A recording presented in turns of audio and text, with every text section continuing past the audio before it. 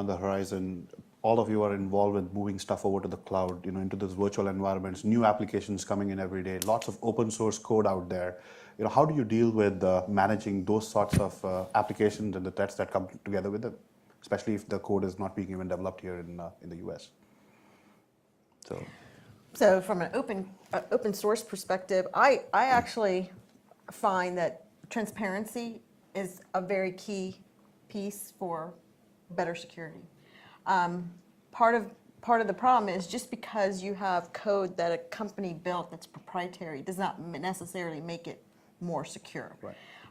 I can have 50 people for 50 users across the world, the country, or in my own organization look at code that's open source and try to break into it.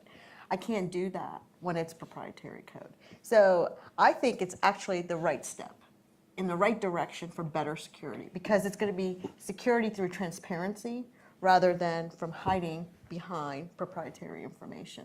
So I actually encourage the use of open source as much as possible. Now, it's very interesting. So from a reputational perspective, when that type of code, especially open source, gets breached, why did you use that? First thing, it's a blame game. But once you start explaining, but at least you know about it, and you start saying, and I have a mitigation strategy, and I can actually clean this up for you, then the whole conversation changes. So I think it's a culture change. I'll tell you, the most important thing has been really about people. Cybersecurity, technology is very important, processes are very important, but it's really about changing culture, changing how people really view security. And that's where open source and a lot of the new technologies coming in, can we keep these folks going in that same direction?